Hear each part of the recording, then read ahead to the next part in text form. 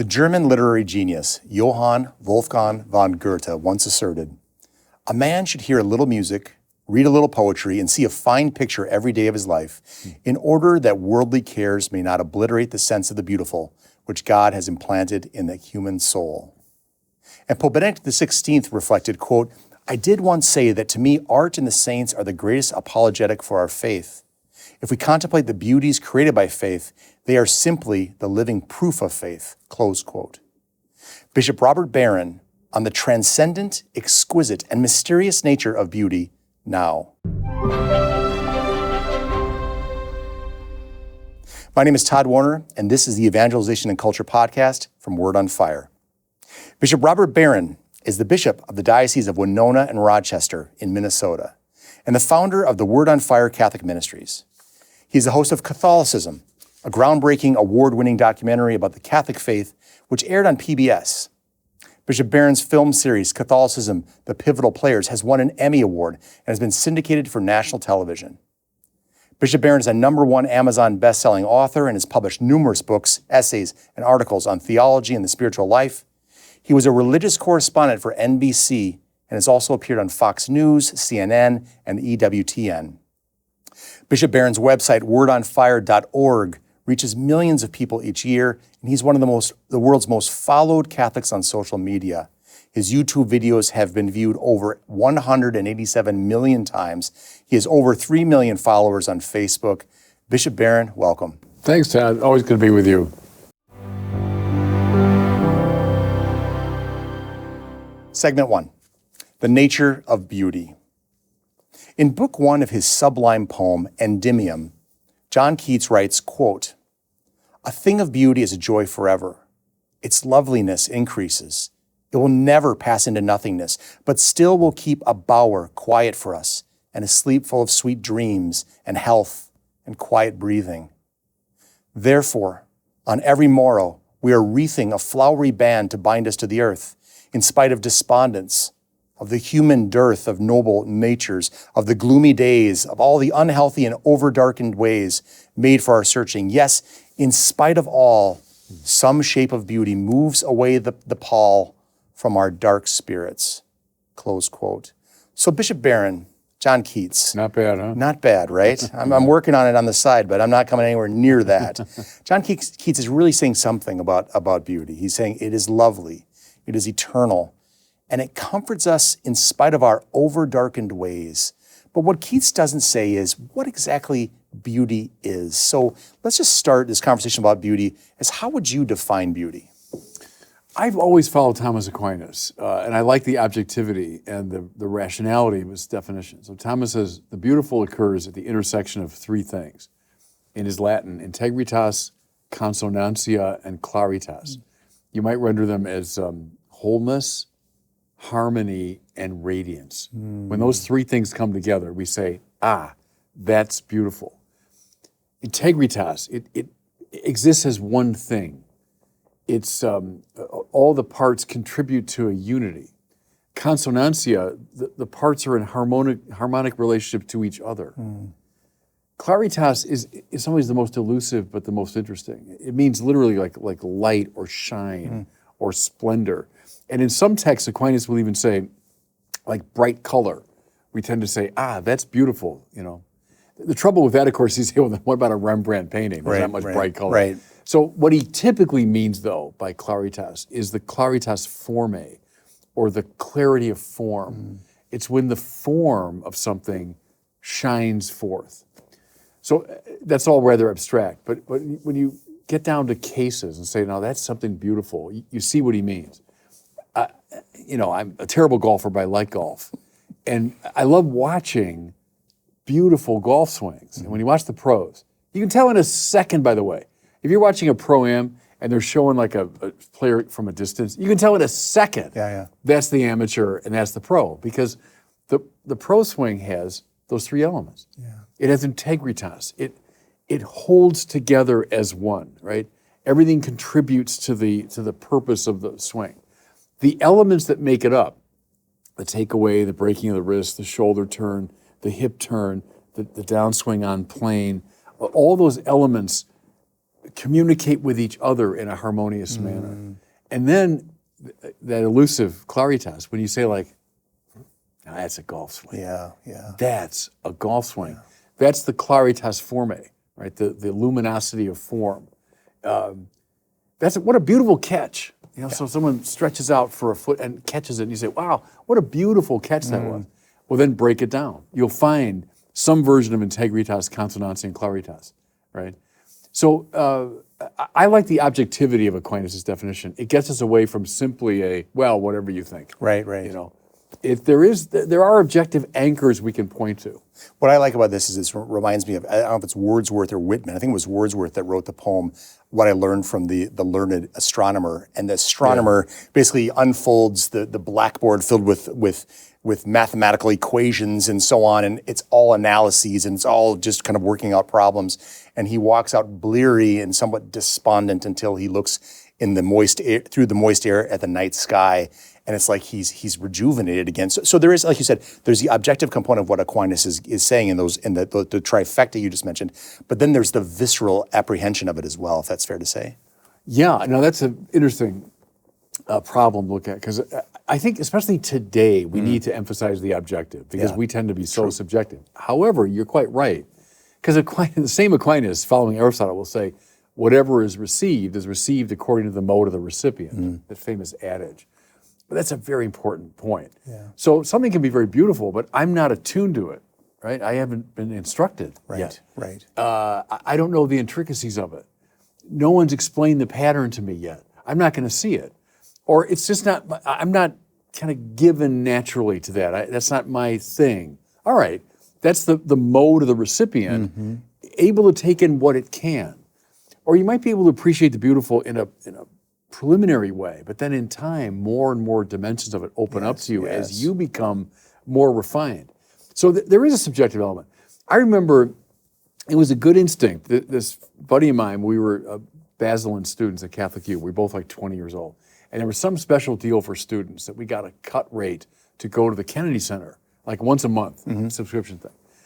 I remember going to the Kennedy Center, and Mstislav Rostropovich, who was the greatest cellist in the world at the time, and he was the conductor, I think, part-time for the orchestra there. He would perform regularly. Well, I'm 20 years old. What do I know about classical music? But I would go, and I didn't really get it. And look, I was raised on rock and roll, and rock and roll can be very beautiful too, but that's what I knew was like pop music. And to sit there at the Kennedy Center, age 20, and Rostropovich is playing some high-level classical piece. Yeah. I didn't get it, and I would get distracted, and where are the drums and the rhythm guitar, and But thank God, by a good instinct, I went there, and it began my education in classical music. And then I'd buy a record. Oh, I heard that. I'm going to go buy that record. Record in those days, the big vinyl. And I started listening, and so then I was able to take in more and more of classical music. When in the beginning, the temptation would be to say, "Oh, I don't like that. Yep. It's not my thing. I don't like that." Okay, fair enough. You don't like it, because maybe you're incapable of it. You don't get the integritas, consonantia, and claritas of that, but you will in time if you're properly trained. This is, I know we've talked about this story before.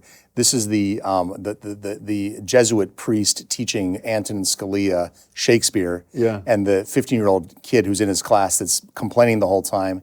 And the Jesuit priest looks at him and says, when you all read in Shakespeare, Shakespeare's not on trial, you are. That's right. And to your point, I like the notion that there's something that can be objectively beautiful, and yet your mode, as if you will, has not arrived to a place where you can apprehend or understand or appreciate the beauty in the way you're describing. It isn't that it isn't beautiful. It isn't that it's not on trial, you are, to some extent. I'll give you an example, again, from sports. So I taught a lot of kids over the years at Mundelein who are from Africa, Asia, Latin America. Well, they're attuned not to our sports like baseball, but to soccer, right?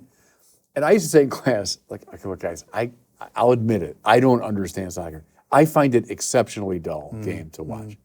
Well, they'd react, of course, and they'd say, dull, what about baseball? I said, oh, baseball, and I meant it. Yeah. Baseball's brilliant, baseball's wonderful, and there's so much to see, but and I would acknowledge that. I say, look, we're just talking past it, because I was raised on baseball. I was taught baseball by my dad, and then I played baseball, and I had coaches, and I watched the game of the week every Saturday, and I listened to announcers, and I learned what to watch for. And I said, I admit it, with soccer, I don't know. To me, it's the field's too big, and the ball just goes over there, and there's no scoring, and they would say, oh, no, but you got to watch for, Yeah. I said, I know, I get it. You were raised in that sport, so you can appreciate its beauty in a way that I can't. Right. So Bishop, truth, goodness, and beauty are considered transcendentals. Yeah. So what is a transcendental, and why does beauty qualify for being deemed as such? Yeah, it's a very important theme in classical philosophy. It just means it's something that applies to being as such, so it transcends any particularity. So this thing is, you are, the chair is, God is. So they would all have those qualities, right, of goodness, truth, and beauty. They would transcend any categorical or particular dimension. They apply to being as such. That's why they're transcendental. All being is true, meaning it has some intelligibility that will appeal to the inquiring mind. Aquinas will say that form, so call it structure or intelligibility, form is the bearer of esse. It's a very interesting observation that form makes something to be. See, that exists only because it's matter in this intelligible form, right? And so, therefore, anything that is, from a little tiny insect to a molecule to God, whatever is true because it has objective intelligibility that appeals to the subjective intellect. Secondly, whatever is good because it appeals to the will.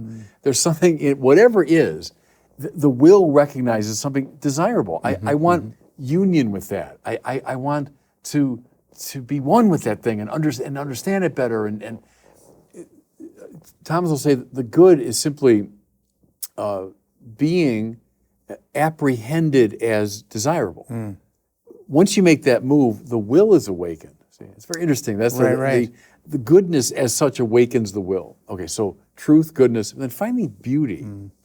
Whatever is splendid in some way. And now we go back to our three elements. But whatever is shines forth with an attractive splendor. Let's put it that way. Right. Now, I'm with D.C. Schindler here, who was once in this room. We had a wonderful conversation. He says that of the three, beauty is maybe the first. Now, why? Because it's so visceral. It's what we first notice. Right. And only see when something gets your attention as beautiful, do you then say, oh, and my mind appreciates the form, the intelligibility of it, it's true, and my will now has an appetite for it, it's good. Right. But the first move is, it's got to get your attention. That's why Balthasar, of course, whom Schindler's relying on there, says it's the smile of the mother that awakens a child to being. And it's such a peculiar statement, but I think it's dead right. The older I get, the more I think it's right. In other words, take a little baby, and the little baby is looking up into the face of his mother, and the mother smiles. Well, what does the baby recognize? Something beautiful. Yeah. And that opens the baby to being. Right. Right, to the world. And the world not as something threatening, but as something enticing to the mind and to the will. But what came first was the beautiful. Yeah. The beautiful came first. And there's a lot to that. I think when, like a parent says, hey, look at that, to a baby, look at that. And only when you look at it, and that now, do you understand what that thing is all about? And you see how good that thing is? But what came first was look. Yeah. You know? And that's the subjective state corresponding to the objective splendor. Right. That's why the beautiful maybe comes first. And we're going to talk as we go along about leading with beauty, also beauty as the arrowhead of evangelization. Yeah. But I know this is the beginnings, the intimations of that kind of concept also. Yeah. Bishop, a forgotten architect of England's sublime Glastonbury Abbey remarked, quote, "I wish to create a church so beautiful that it would move even the hardest heart to prayer," close quote. There is something visceral about beauty that moves us at our deepest, even subconscious level. Notwithstanding the objectivity of beauty, what is it about the beautiful that tingles the spine, quickens the heart, takes the breath away? It's just what we were talking about. And I go back here all the time to James Joyce and The Portrait of the Artist, that famous scene where he describes the woman standing out in the surf.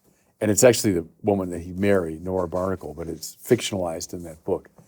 But he looks at her, and it's brilliantly done because he's articulating the three elements of the beautiful. Is he sees her silhouetted by the sea. Bob Dylan, by the way, picks up that line. That's in Tambourine Man, silhouetted by the sea. Because only when it's silhouetted could he see her as one, right? Integritas. Then what he does in that description is her hair and her face and her shoulders and her hips and the way the seaweed winds around her leg. And he describes all the elements that makes her up. Consonancia, right? And then she turns to him and he says, in quiet sufferance of his gaze. It's very interesting because that's hey, look, she suffers his gaze. She allows herself to be seen. Splendor, right? And then what does he say? Stephen Dedalus, the narrator, says, "Oh, heavenly God." And that's, I think, the pivotal moment in that book because the beautiful has affected him viscerally, right? But also from the guts, the viscera, from the guts to God, right? Oh, heavenly God, because that's the move, goes back to Plato, comes out through Dante. It's basic in our tradition, that the particular beautiful opens you to the source of beauty, right? Yes. And see, also the thing with the sea, he's playing with the Diotima speech in the Symposium of Plato when she talks about moving from the particular person, beautiful, and then to institutions, and then to, she goes out. And then she talks about looking out to the open sea of the beautiful itself. Well, that's why Joyce has this scene where she's there silhouetted by the open sea. Right. It's if you have the imagination, this glass, this probably Waterford, right? Speaking of Ireland, if you got the right imagination, this glass, oh heavenly God, right, leads you to God. And that's again beauty coming first. First he sees her. There she is. There she is. And then he does the analysis of integritas, consonantia, claritas. And then he's ready for God, And because what happens to Stephen right after that, he was thinking about becoming a priest. That was on the young Joyce's mind too at one point. That's not for him. But he becomes a priest of the beautiful. He says, now my vocation, remember the book's called The Portrait of the Artist as a Young Man. His vocation, he said, is to report epiphanies. What's an epiphany? When the beautiful opens up to the source of beauty. And that's what Joyce did the rest of his life, as he reported epiphanies. So that's how it works, I think, in our tradition. Very good. I want to turn to Joseph Pieper. Joseph Pieper, obviously an incredible writer, philosopher who influenced Benedict XVI and others. What Joseph Pieper says about leisure can, in my opinion, be applied to beauty. So I'm going to juxtapose beauty in the place of his words leisure. This is quoting Joseph Pieper. The point and justification of beauty are not that the functionary, that is the worker, should function faultlessly and without a breakdown, but that the functionary, the worker, should continue to be a man. And that means that he should not be wholly absorbed in the clear-cut milieu of his strictly limited function. The point is also that he should retain the faculty of grasping the world as a whole and realizing his full potentialities as an entity meant to reach. Wholeness is what man strives for. So, Bishop, is beauty, this is kind of getting to the point, is beauty a means to an end? Is it a tool to be used to kind of sort of salve our wretched existence here so we keep doing the work we need to do? Or can beauty be an end in and of itself? Well, it has to be. If it's one of the marks of being, then it's something that's sought for its own sake. Now, Pieper, that quote you had there is really interesting because he's talking there about what he calls the philosophical act. The philosophical act is what transcends the workaday consciousness. So there's the workaday. I had to get in my car this morning and drive over here and know where to park and how to get up to this floor. And fine, that's the ordinary workaday consciousness. And then when I finish this, I got to go somewhere else. And that's the way we get through the day. And we all have that. But there has to be, Pieper thought, and leisure gives rise to it, is the philosophical act, which is not looking at particular categorical things and how they're useful to me, but looking at what characterizes being as such. That's the idea of the whole. It doesn't mean I'm going to bring every little thing in the universe before my consciousness for explicit meditation. It means I'm aware of that which unites all things, namely being. Think of Jacques Maritain when he says metaphysics begin with the intuition into being. It means I know these beings and I can make my way practically through the world of beings, but then there's this moment when, what does it mean to be? Yeah. Heidegger calls it the Frage nach dem Sein, right? The question after being. That's a very interesting moment because either you get that or you don't. If you don't get it, you live in the world of ordinary consciousness. You're in the cave, to use Plato's language. To get it is to become a philosopher. And see, that's why in Plato, he was so right about this. You know, people on the ship were just rolling. They look at the captain, what is that bozo doing, looking up at the stars? And let's throw him overboard. He's useless. Ah, yes, he is, because he's actually governing the ship. He's looking up at the forms. That'd be Plato's thing. But for someone like Pieper, there needs to be someone who looks at the nature of being. What does it mean to be? What unites all things in their coherency? And then if you have an intuition to being, what will you know? Truth, goodness, and beauty, right? And Plato correctly said, those are the people that should be governing society. The trouble is, we throw them overboard. We think they're useless. And indeed, they are useless. And that's the point of the philosophical act. It's a useless act because it's contemplative. It's not subordinated to a goal outside of itself. It's sought for its own sake. And see, it's so rare in our pragmatic culture. It's very rare to find that. You have to be trained in it. And it's like almost like a monastic discipline. And indeed, in Plato, you know, we think of someone going to university to study philosophy. For Plato, it was more like a monastery. You were going to enter into a form of life, and you were going to go through a series of practices that would open you to a different dimension of being. It sounds like religious language to us, and indeed it really was to Plato, right? And Pieper, from Plato to Pieper, Pieper is trying to recover that because he was living in a Europe that had, let's say in the West, that had largely squandered that tradition and had given in to the technocratic mentality, right? To use someone like Guardini, who was an influence on Pieper, the technocratic modernity that's pragmatic and wants to make things work better. Great. But unless you got somebody asking die Frage nach dem Sein, you're not going to know what to do with your technological know-how. In fact, what you're going to do with it is build atomic bombs and gas chambers. See, the trouble is, if you're not governed by some moral vision, there's the good, right? Some epistemological vision, the true, some aesthetic vision, the beautiful, you're going to make a very ugly, dangerous society. That, to me, is a very relevant critique even today. You know what's interesting is, especially with Pope Leo XIV, I've been recently wrote something with respect to something that George Bernanot wrote after World War II.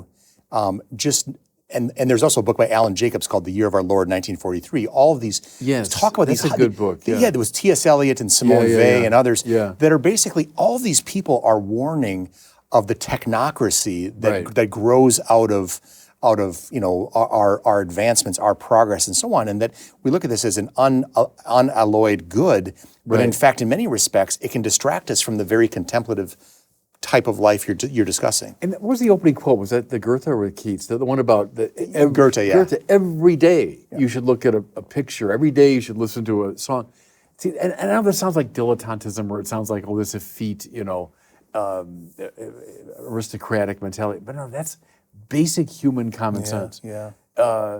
If you don't know how to be useless, you'll be useful to nobody. And that's the philosophical act. But that has to be cultivated and disciplined. And Plato saw it a long time ago. I know most people will see it as a waste of time. But it has to be cultivated. That's why, I've been going on for years about the liberal arts and their importance. It drives me crazy that these, even Catholic schools, let's get rid of our liberal arts programs. Well, then close. Because the whole point of that is to cultivate this mentality and have people that know how to ask the question after being. If you don't, we're all going to be in serious trouble. We'll make great cell phones and we'll get places faster, but we won't know what to do once we get there. And then we'll start doing very dangerous things because we'll be indulging our passions and the worst of our psychology. unless we're guided by something like a moral vision. See, that's why it's as relevant today as it was when Plato was writing. Right. So turning to Evelyn Waugh's Bridehead My favorite Catholic novel of the 20th century. The religiously uncertain artist in this novel, Charles Ryder, found himself instantly enchanted by the sublime artistry and the soaring architecture of Brideshead. And Charles finds himself engaged in a discussion on the nature of the estate's chapel with his friend Sebastian's elder brother, Bridie. So Bridie is the older brother, lives at Brideshead, or was born out of Brideshead. Charles Ryder is the religiously uncertain visitor to this place. And so Bridie says, "You're an artist, Ryder. What do you think of it aesthetically, this chapel?" Sebastian's younger sister, Cordelia, with tears in her eyes, says, "I think it's beautiful." Bridie says, "Is it good art?" Charles warily says, "Well, I don't quite know what you mean. I think it's a remarkable example of its period. Probably in 80 years it will be greatly admired." "But surely," Bridie asked, "it can't be good 20 years ago and good in 80 years and not good now." "Well, it may be good now," Charles answered. "All I mean is that I don't happen to like it much." Bridie finishes saying, "But is there a difference between liking a thing and thinking it good?" Now, from this reading, Bridie's questions kind of were my own. Yeah, right. And there's two questions here. Number one, is beauty just in the eye of the beholder? And we talked about this a little bit, about the objective nature of beauty and the mode a person, the recipient of it is. So you can maybe say a word or two more about that. And secondly, can something be beautiful today and not tomorrow? Is beauty ephemeral or is it eternal? Yeah, no. Again, we're playing on that objective-subjective divide a bit there, but it's a very interesting conversation, isn't it? Because, and Waugh was so good on so many levels in that book. But one of them is, Brideshead, the manor house, is symbolic of the church. I think Christ is head of his bride, the church, and all that. And Ryder is, as you say, this sort of agnostic outsider. He's attracted to his friend Sebastian, of course, interesting name there. Who brings him to Brideshead. And Charles he's taken by the gorgeous beauty of the architecture. That's the particular chapel inside they're talking about. But the first thing that starts leading him toward the church is the beauty of the church. And only in time in that book does he come to, I'd say, the goodness and the truth of the church. But it begins with the beautiful there. But that discussion is very interesting to me, because I think it's okay to say, that's objectively beautiful. It's just not quite my thing. And that's okay. Meaning, whatever. I'm not disposed to it properly, or even, I just like other things better. Yeah. It's like taste in music. You can say, sure, I admire that piece of music. I understand it's good. It's not really my thing. There could be all kinds of subjective reasons for that, right? Or it could be, I'll take an example of my own life. So my parents, I always think of there's a watershed in the 20th century, which is like Elvis, like the late 50s, that just really divides people. So my parents were clearly on the pre-Elvis side of the divide. So my mother loved music. My father really didn't. My mother loved music, but it was big band, and it was Frank Sinatra, and it was that world. Right. Well, I grew up on the other side of the Elvis divide, and I'm with the Beatles and the Stones and the Who and Van Morrison, and like when I was a kid, Sinatra. No idea. To me, it was like, oh, come on. And I remember, like, as a kid watching the Ed Sullivan Show, my mother was like, Judy Garland is in it. She's singing. And I'm like, Judy Garland. You'll bore me to tears with Judy Garland. Well, look, I was completely non-disposed to it at that point. Later in life, so when I'm in my late 20s, I remember, I forget how it happened, but somehow a Sinatra record comes into my life.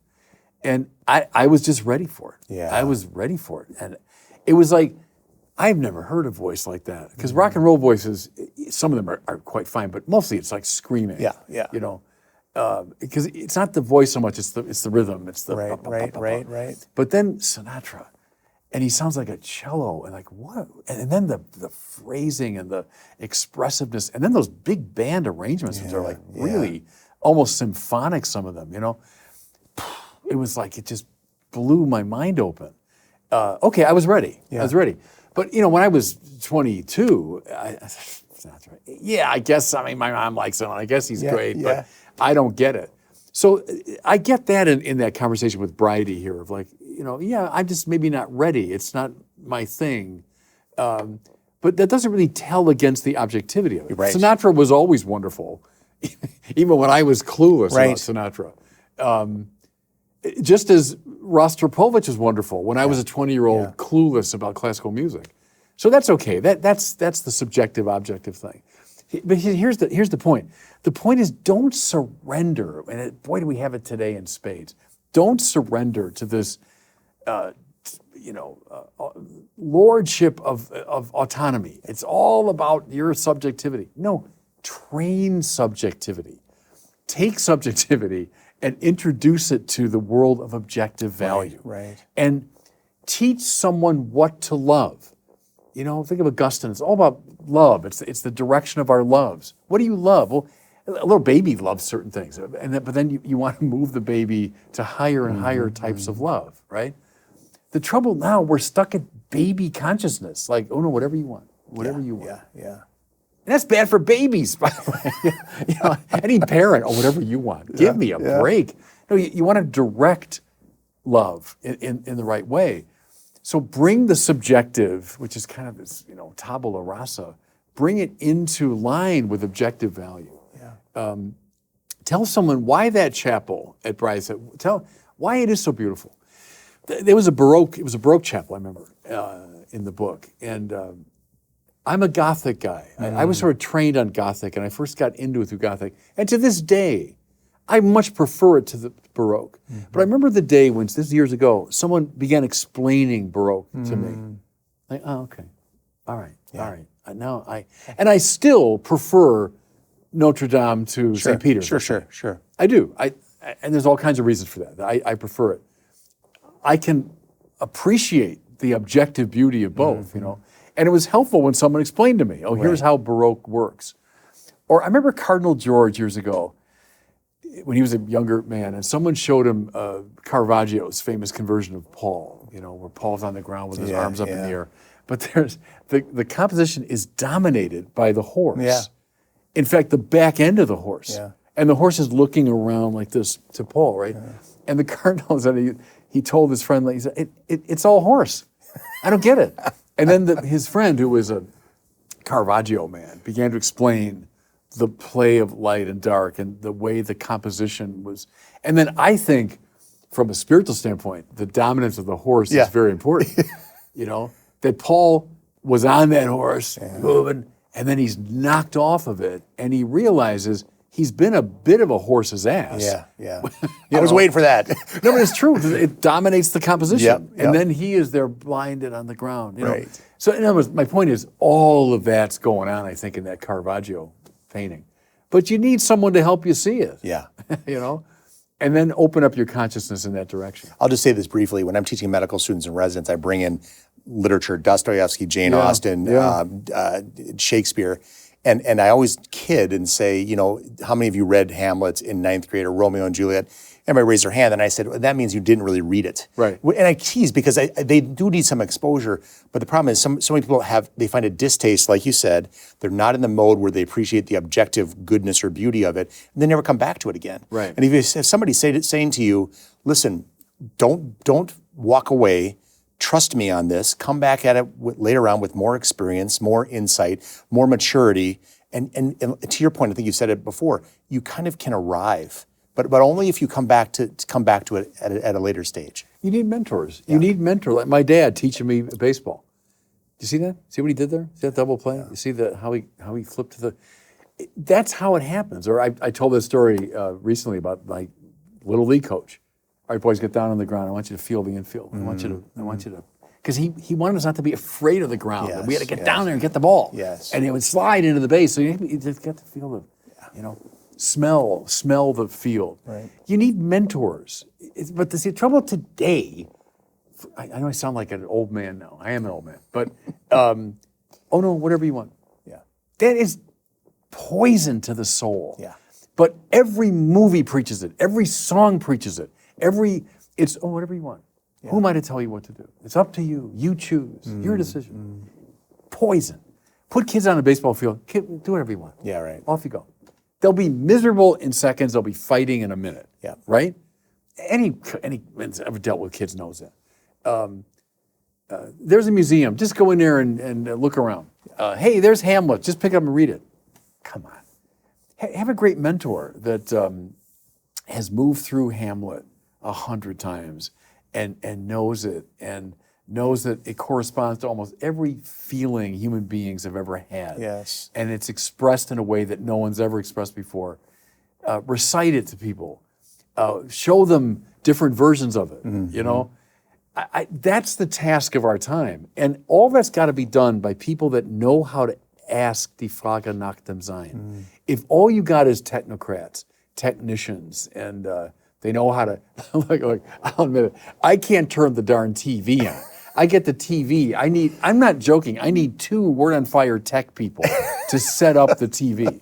That's talk for another day. So I get it. I love that, the people that know how to do that. But if that's all we have, we're in serious trouble. Right. And let's go right back to Pieper there. And it's leisure, it's culture, it's Dietrich von Hildebrand. It's moving out of the merely subjectively satisfying into the objectively valuable. Yes. That's the move to the beautiful. That's the escape from the cave. Yeah. See, we've known all this forever. But I do think for different reasons we've forgotten it. You know, it's interesting. Just last night I was watching a podcast with Rusty Reno, and he's talking about his book, The Return of the Strong Gods. And he's scoring there Karl Popper, who writes this massively influential, The Open Society and Its Enemies, right?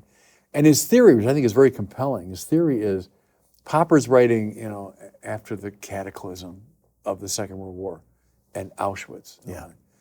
Where did it come from? It came from people with these strong convictions and that believed in these things. And so the trouble is nationalism, and the trouble is conviction. And so what we need is this open society and all different viewpoints, and no one's got the answer. Well, I get it. I get where that feeling came from. But see, that's given rise to our culture now. Right. So we're all kind of adrift, and no one's for anything.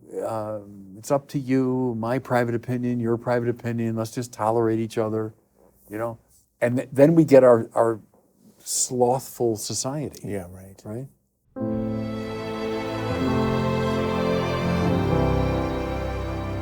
Segment 2, the deformation of beauty.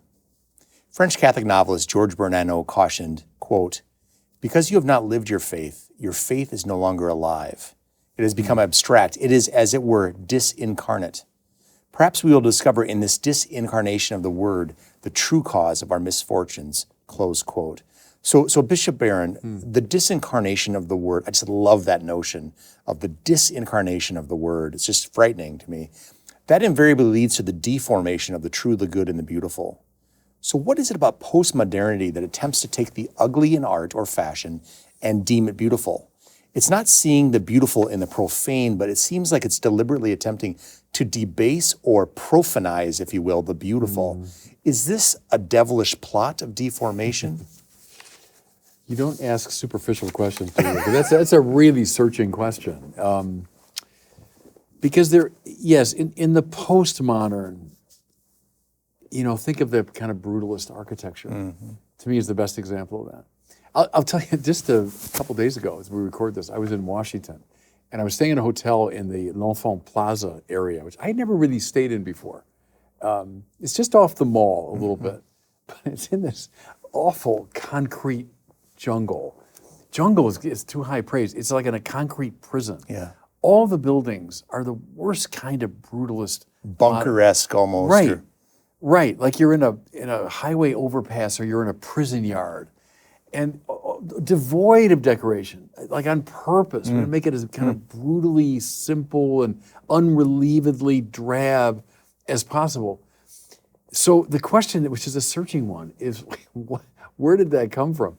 I mean, I get, in the history of art, there's always action and reaction. Right. It always happens, So let's say when the Baroque becomes the Rococo, and we get this wildly over-the-top, hyper-decorated sort of form, of course you're going to get a reaction against that. The move toward the simple and the clear, and think of Frank Lloyd Wright, architecture, imitating the plains of the Midwest and all that. I get that. I get that. But your question is getting at a deeper point. Was there almost like an animus against the beautiful? We want to de-beautify. Right. We want to uglify the architecture. Now, how do you do it? Well, one thing is you get rid of like symmetry and take the three things. You get rid of integritas, you get rid of consonantia and claritas. I don't want to get too deeply in trouble by naming particular buildings, but one I can think of that. See, I love contemplating buildings. One of my favorite things to look at is a beautiful building, right? But some buildings you look at and they're depressing because they don't have those qualities. They're brutal, literally. Right. They brutalize the viewer. Yeah. They disharmonize what's in you, because the psychological value of the beautiful is that it brings you into greater harmony, right? Yeah. It's very interesting. Why do we feel better in certain buildings? Yeah. Why do we, as we approach them, as we enter them, and why do some buildings make us very uneasy? They make us feel less alive. They make us feel anxious. Well, there's a reason for that. It's their lack of those beautiful elements. So is there something perverse that happened that got into our consciousness culturally and led to this kind of de-beautification? I've talked about, in years I was coming of age, the dumbing down of the faith, the truth being, but also the uglification of the faith. The churches built in my time, they were the opposite of Notre Dame. Right. They were the opposite of St. Peter's. They were the opposite of Sainte-Chapelle. It's like there was an attempt to de-beautify, to de-decorate the churches. I don't know, that'd be talk for another seminar, for us to go into like, was there almost a perversity of spirit? It's interesting. Recently, last summer, actually, I was down at Notre Dame Notre Dame. Sorry, Notre Dame in South Bend. South Bend. We got to use our Midwest. Yes, Notre Dame. and listening to because of a child of mine, listening to the architectural program they're talking about, and they were so much about the notion that basically designing something purely for function, designing something with disregard, if not a fashionable disregard for the aesthetically pleasing, it is dead and gone as soon as the paint dries, as soon as the concrete hardens, and so on. And it's also something. It's to some extent it's deadening to the soul, like you just mentioned. Yeah. So as you said, we all know when you travel to Europe, you go to these incredible churches, hopefully attending mass there, but you're also walking through them, and these cathedrals, they lift you to a soaring new level that a modern bunker style, function over form type of does not do anything. I'll give you one example. So for many years, I was at Mundelein Seminary, right outside Chicago, and I became rector there eventually. But the house chapel in the students' house was uglified in the 1970s and was turned into this very bland, beige, unremarkable place. And that's when I came there to the seminary. That's what I knew. And then most of my years as a professor, it was like that. I always hated it. And here's the thing. No one would ever have dreamed in any of those years when you brought someone to that building, let me show you the chapel. Yeah. I mean, never once. It would never have occurred to anyone ever to do that. Now, we would have said, it's the worship space and, it's where the assembly gathers. Right. No one would ever have brought anyone there to say, let me. Well, when I was rector, I'm in charge. So there's something I could do. And make a long story short, we raised the money and all that, and we redid it as the John Paul II Chapel. And I'm excessively proud of it, We turned it into a really beautiful space, 19 stained glass windows with the saints and blesseds of John Paul, this gorgeous portrait of John Paul II, Our Lady of Guadalupe, the sanctuary redone, beautiful statues of the Joseph and Mary. Well, the minute it was done, everybody wanted to bring guests. They wanted to bring their family. They wanted to when can we get a tour of it? We want to bring. Well, of course. Yeah. That's what the beautiful does. Yes. It's alluring, It's as though we wanted to jettison that in favor of what? I don't know. You could play a Protestant Catholic game to some degree, where the Protestants were wary of beauty. I mean, Luther was. The fear that it'll be a distraction, idolatry, it'll take our attention away from God. And so the churches were kind of emptied out. Well, we imitated that, in my judgment, foolishly. Right. We imitated I love a lot of elements of Protestantism. That's one I don't love. Yeah. And we imitated that. No, beauty is a route of access to God. Reflecting on the Holocaust, shifting gears a little bit, George Steiner famously observed, quote, "We now know that a man can read Goethe or Rilke in the evening, that he can play Bach and Schubert and go to his day's work at Auschwitz in the morning," close quote. Yeah, wow. So my question, kind of reflecting upon that, again, dark and kind of menacing quote with great truth to it, does beauty civilize? And if so, what are we to do with the conundrum of a Himmler or a Heydrich, very well educated in music and literature and so on, that blithely run concentration camps that murder millions? So first to the question of the civilizing influence of beauty, and then what went wrong in these circumstances where these people were raised and they were nursed on the beautiful, the liberal arts, the music and so on, and they went so horribly in the wrong direction? Again, you don't ask superficial questions. Because, right, the instinct you have is absolutely right. Because the transcendentals are all grounded in being, they should be mutually implicative. Mm-hmm. The true should lead you to the good, which should lead you to the beautiful, or the beautiful to the good and to the true. That's the Charles Ryder. Yeah. Go from beautiful to good to true. That's Balthasar, by the way he puts his trilogy together is from the beautiful to the good to the true. They should do that. There should be a kind of circumcessio of the three elements, But we live in a fallen world, right? And our minds and wills are fallen, and that's a sign of it. And that's a particularly telling sign, isn't it? That you could listen to Mozart in the morning and then butcher people in the afternoon. It should not be that way. That's a sign of the disintegration of the self. Newman knew that in the 19th century. He urged people to cultivate the arts because it improves you morally, at least it should. Yeah. That refinement in your aesthetic consciousness should lead to a refinement in your moral activity. And I think at best it does. People that spend a lot of time in beautiful churches should become better people. Yeah. I think that makes sense. And they should be led to the true, more directly. But I think that's a sign of the fall, when those things get separated out. Hi, I'm Todd Warner, Managing Editor of Evangelization and Culture, the journal of the Word on Fire Institute. Word on Fire is a global evangelical community that exists to provide our members with the resources they need to proclaim Christ to a secular culture. Our award-winning quarterly journal, Evangelization and Culture, is offered exclusively to Word on Fire Institute members. It's a tangible representation of our mission and goal to lead with beauty in order to bring others to the knowledge of truth. Inside each issue, you'll find writing from premier scholars and inspiring pieces on literature, culture, and daily life from fellow missionaries on the journey to know and serve Christ. Get a copy of the current issue of the Evangelization and Culture Journal for free by visiting wordonfire.org/journal. Thank you, and join us in bringing Christ to a hungry culture.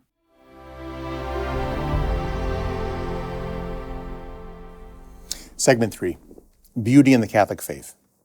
Reflecting on an intellectual and theological hero, Hans Urs von Balthasar, Bishop Robert Barron tells us, quote, "Balthasar says anything beautiful first arrests you. You're stopped in your tracks by it. Then Balthasar says the beautiful elects you. You've been chosen. And finally, he says the beautiful always sends you. You're sent on a mission," close quote. So Bishop, we've alluded to this, and especially the direction of beauty to goodness to truth. But you've described beauty as the arrowhead of evangelization, and that we should lead with beauty. Can you just explain about just how that's informed your ministry? Yeah, I want to start though with that quote you have there, because I learned that from Balthasar. We talk about aesthetic arrest. That's that moment when you're stopped in your tracks. My favorite pop song is Like a Rolling Stone by Bob Dylan. And I remember when I read Patti Smith's account. It's one of her favorite songs. And she said she was driving her car. It's like when it came out in 1965.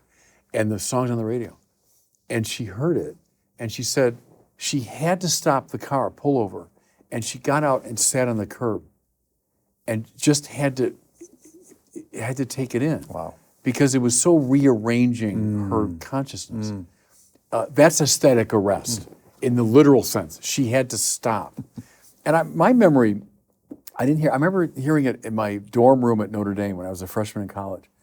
But I had a similar experience. I'm like, I've never heard a song like that before. I've never heard anything like that in terms of popular music. And wait a minute, what did he just say there? And pop songs are "I love you" and "You love me" and "The moon is blue," and then Bob Dylan, who's like T.S. Eliot, and like, where is that coming from?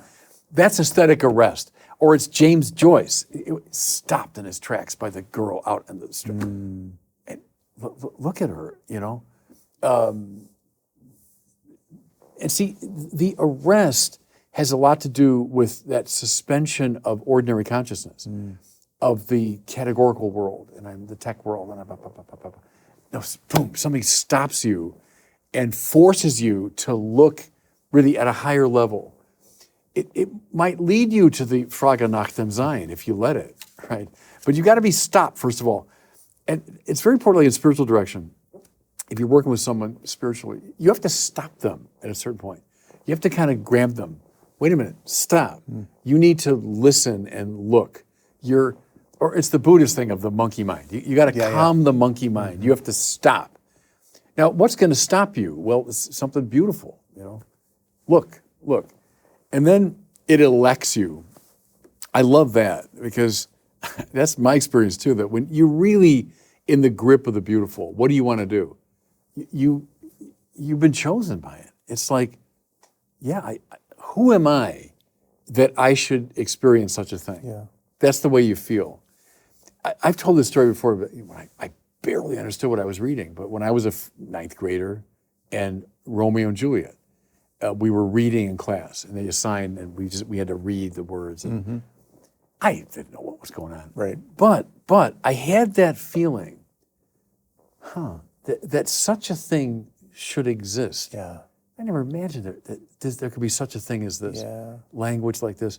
And who am I that I get to hear this, right?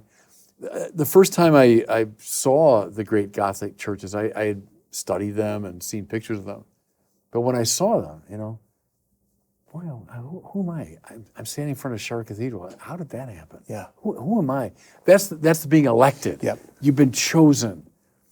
I've often used that image from movies, The Close Encounters of the Third Kind, which is a great movie in so many ways. But to me, it's all about religion. It's all about the spiritual life, the alien, right, ships that choose certain people. They mark them, and then they have to come into deeper communion. Right. That's what it feels like when the beautiful elects you, right? But then the third step, it sends you. You're a missionary now. Yeah. And like Bob Dylan, since I was 14, I've been a missionary for Bob Dylan. No question about it. I talk about Bob Dylan all the time. I tell people, have you heard? Do you know about this song? Do you hear this song? It's amazing. What? You don't like Bob Dylan? What are you talking about? Have you heard this song? You become, or you see a movie. Did you see that movie? Yeah. That was so good. You become a missionary for it, right? You've been sent. Well, there's the gospel. Yeah. Is look at Jesus. Now, time and time again, people are arrested. They're stopped in their tracks by him. They're elected. It's the thing, he chooses the disciples, right? They elect him. They're elected. And then, now go. You're sent on a mission. Go tell the world. And here we are 2 millennia later, and here we are still. Have you heard about Jesus? Have you heard about who he is? Have you heard about Jesus Christ? Let me tell you about him. That's all Word on Fire is about that. It's being sent on mission. So that's how the beautiful finds its way into evangelization. Yeah, it's wonderful. By the way, there's a story. William Osler is one of the iconic doctors who put Johns Hopkins on the map. He's a godfather of internal medicine.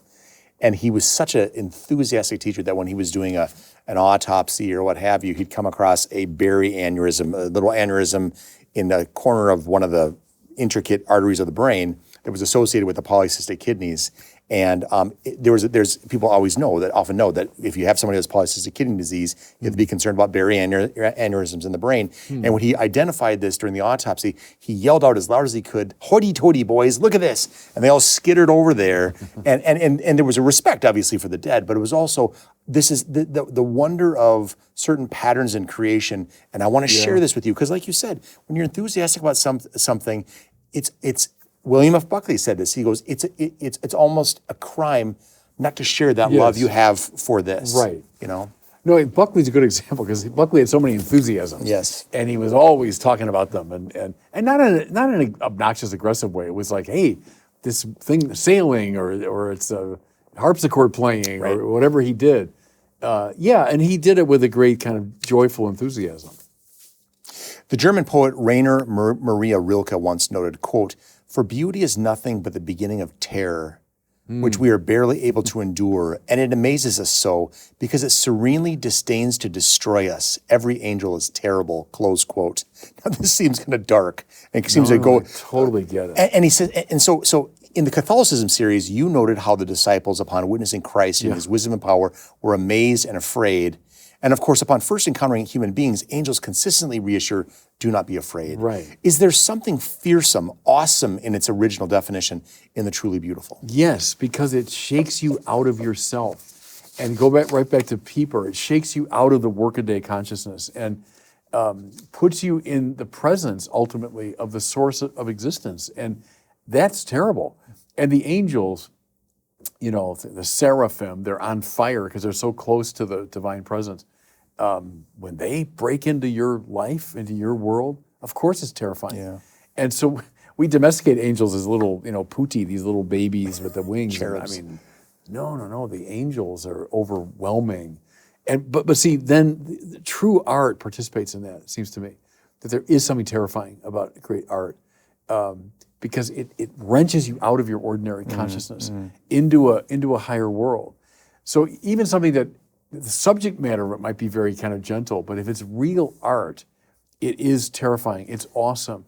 That's where, Kant got that part of it right, that the sublime has that quality of overwhelming. Yeah. Like when you're at the mountain range. Or I remember when I stood for the first time at the foot of the Cologne Cathedral, which is the biggest, the grandest of them all. It is like a great mountain. It's this great spiritual mountain. It's more than a little terrifying. I totally get that. I think truly great art has that disconcerting, ripping you out of your ordinary consciousness quality to it.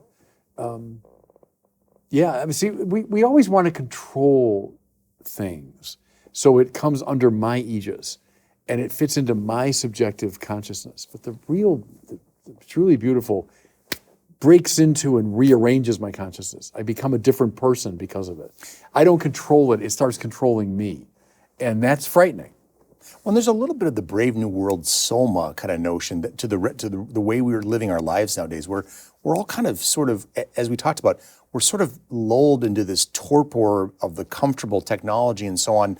And so it's interesting that whether it's a Flannery O'Connor misfit just shooting this grandmother, right, or it's the awesomeness of a Cologne Cathedral, either way, and obviously the Flannery side is meant to shows an explosion of suffering in the midst of, and grace in the midst of it and so on. But the bottom line is it strikes me that there has to be, God reaches into people's lives with that shock factor. Right. And especially, see, we're in a fallen world, so you have to redouble it. Because if we had never fallen, we'd still find God rather terrifying. Yeah. But now that we've fallen, he's even more so. That's why, what's the heart of Christianity is this awful, awful image of the cross. And we're so used to it, and it's been so domesticated, but we are the weirdest religion of them all. And nothing else is even close, it seems to me. When you say at the heart of your religion is this 30-year-old man in complete failure, in utter suffering, dying on an instrument of torture, and that we hold that up, I'm wearing, you know, there's no religion weirder than ours. Yeah. And that we say, well, this is God, you know. Well, that is pretty terrifying. Yeah. And the cross is terrifying to all of us sinners. And I don't mean terrifying in some, Stephen King way. I mean, it's terrifying in that it shakes and turns and breaks through and rearranges, all of that. Yeah. That Balthazar can say, look at that cross. And actually, this is a good example because look what we've done. It's not a bad thing. We beautified it, say, by putting gold on it and so on and decorating it. But that's okay because we're saying, yes, that awful cross outside of Jerusalem on that terrible place, the skull place, and this man dying this horrible death. But that is where God made his salvation known to us. Right. That's a strange and wonderful religion. If beauty points to the good, and the good opens us to truth, which in turn brings us to God, is there a concern that people could get stuck on beauty and have a religion of aesthetics instead of a religion of the redeeming Christ? Yeah, but it could happen with the other ones too, right? You could get stuck on the true, and you could become a rationalist, right? You get stuck on the good and become a moralist in a sort of overbearing way. So you could get stuck at any of those levels. That's true, and it's right. The interface among them is the way it works. You're supposed to. They should all work in a kind of iconic manner where you go through them to the source, right? Where the truth of that glass, whether it's studied by a chemist or a physicist, should lead to the source of all intelligibility. Where the beauty of a good act, when you say the simplest act of kindness, but if you trace it all the way, it leads you to the source of goodness. Right. And the girl standing off the beach in Dublin that James Joyce saw, oh, heavenly God. That's the way it's supposed to work, right? But yeah, you can get stuck. And that's called idolatry. The Bible knows all about that. It's when a lesser good becomes the supreme good, and then you got trouble. Yeah. And so part of our moral education is precisely along those lines. Don't get stuck, right? Don't get stuck with wealth, pleasure, power, honor. Don't get stuck with truth, goodness, and beauty at lower levels. Allow them to carry you all the way to the source. Right. But that's called idolatry, and it's the primary problem in the Bible. Before you get to any particular sins, that's always the problem, is idolatry. In the dark days of the Holocaust, the young Anne Frank confided in her diary, quote, "I don't think of all the misery, but of the beauty that remains," close quote. How might we craft our lens to see and be inspired by beauty in the face of the trials of a troubled world? Same way the world didn't deserve Anne Frank. It's amazing. How old was she? Like 12 or something, you know? But see, what she's exhibiting there is a very deep and powerful intuition. Where sin abounds, grace abounds the more, and that has to be true. It's a metaphysical principle, because the evil is a privatio boni. It's a privation of the good. Ugliness does not have a substance. Ugliness is a privation of beauty that ought to be there. Falsity is a emptiness. It's a non-being. It's the lack of truth that ought to be there. See, so even in the wicked world that she was living in, the world of Nazi domination, she had that intuition to say, but what's beautiful is always greater. It has to be. Because wickedness can exist only parasitically. It exists only as a deformation of the good.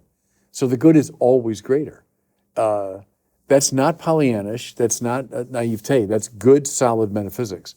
But it should translate into good spirituality as well. So whenever we're tempted to say, oh, the world is just a wreck, it's just a mess, look, it's nothing but sin. No. Tout est grâce. There's Bernanos. Tout est grâce. Everything's grace. What we call wickedness and falsity, they're real, but not in the full metaphysical sense. They're privations of the good, privations of the true. They're like cavities in a tooth. The tooth remains good, right? But it's got a cavity in it. So we have to address it, but that's a deep intuition she's exhibiting there, that the beautiful is more enduring. Isn't it striking, though, just when you're talking about getting stuck on the true, the good, the beautiful, and not going all the way to God, you realize, from a devilish standpoint, how many defective alternatives we are consistently presented with daily that would keep us from getting to God. Well, look, there are like sort of obvious bad choices, but look how the Bible is just so relentless. if we were to say, now what's a value in the world? Well, the family. Of course. Who's against the family? Everyone loved the family is so important. But look at the Bible, how relentless it is. Abraham, here I am, Lord. You know Isaac, your son? The son of the promise of your old age? Yeah. Isaac, whom you love? Yeah, I know him. I want you to sacrifice him to me. Well, and we say, oh, how awful and all this. It's the Bible in its typically, I'd say, Jewish way. Yes, we love the family. Yes, our kids are great, great, great importance to us. But they can't be of ultimate importance to us. Yeah. Even our kids. Lord, I'll follow you, but first let me bury my father. Yeah. Let the dead bury their dead. Your father and your family, they're of supreme importance. No, not supreme. They're of great importance, but they're not of supreme importance. Yeah. The Bible is relentless in it's not just laying out doctrinal truth. It does that, but it's like a Wittgenstein move. It invites us into spiritual exercises, I think. So like the Abraham story or the let the dead bury their dead, it's inviting us to move into that space. It's like, okay, could I do that? Could I say that? If God really said to you, sacrifice to me one of your daughters. Yeah, but see, I know, you're meant to move into that space to say, what, now, let's use that controversial term. What's the order amoris in my life? What's the order of love in my life? Right. You must love the Lord your God with all your heart, all your soul, all your mind. And then your neighbor is yourself. Mm-hmm. Okay, that's the order amoris. Mm-hmm. The supreme good's got to be loved first. Right. And that's a frightening, desperate business. Yeah. Especially for us fallen people. We're all fallen. And so we're all drawn to things of this world. Mm. What if you were to say, like, your country? Oh, I love my country. I'm a patriot. But do you love God more than your country? Unless you do, you're a mess, and you're going to be very dangerous. In fact, you'll be very dangerous. Even, I love my family more than God. You'll be very dangerous to yourself and to others, right? See, that's, talk about like Rilke and the angels being, that's the frightening, dangerous business that the Bible draws us into. But it's serious stuff. What's like the demand, like Jesus identifying, unless you drink my blood or eat my blood. I mean, the turn away, when all the people went away and said, this is too hard of a truth. I mean, another evidence to me of the authenticity of the Catholic faith is that it doesn't just make you cozy. I mean, it does. Oftentimes it actually challenges you, shakes you up. You know, that's why people sometimes walk away from the faith because something they don't like about it. And Chesterton said, we need a church that's right where we're wrong, not a church that's right where we're right, more than anything else. Unless you love me more than your mother and father, more than your very life, you're not worthy of me. Yeah. There it is. That's the same thing. That's the same thing. Unless you love me. I'm the summum bonum around here. Not even your mother and father. Not even your own life. So most of us sinners, when push comes to shove, I guess I'm the summum bonum around here. Yeah. No. Unless you love me more than the people you love the most in the world, you're not worthy of me. I don't know any more serious spiritual exercise anywhere in the world, in the literature of religion, than that. Mm. And that's the biblical test, though, right? Yeah. One last question, Bishop. You've been very generous with your time. Over 25 years. This is the 25th anniversary of Word on Fire. Yeah. And what an incredible quarter of a century it's been. Over 25 years, how has beauty figured into the ministry and the mission of Word on Fire? And does beauty, in fact, lead people to Christ? Well, I don't think in the beginning of Word on Fire, it was so explicitly. I started preaching on the radio, and then we got a website that housed the sermons, and then I started recording some of my retreat talks, that sort of thing. I don't know if in the beginning, if you had said to me, now is beauty, I don't think I would have said that. But I think the turning point was the Catholicism series, that I took my inspiration from Kenneth Clark, and for Clark, I think beauty was the way in. Who did the Civilization series? Civilization, right. Yeah. That was the way in. And then once we made it, and we all kind of together saw, wow, that we really did capture much of the beauty of Catholicism. I began in an explicit way then to say, oh yeah, we got to continue on that route. And then I wanted it to be operating at a high level, intellectually and aesthetically. So I think it became much more conscious for me after the Catholicism series. But does it work? Yes. Because I just got so many testimonies of people that they were drawn in. I mean, that series had a lot to do with it, the pivotal players too. The beauty of our books. Yeah. You know, Brandon Vaught and his wonderful publication team, the beauty of the Word on Fire Bible, we hear over and over and over and over again, people brought in by it. So yes, I understood it theoretically through people like Balthazar, and then I saw it in action with the Word on Fire. Wonderful. Bishop Robert Barron, priest, evangelist, and ardent proponent of leading with beauty. Thank you so much for this conversation. It's welcome. always a pleasure to talk to you. Thanks, Todd. It was a joy for me. Thank you.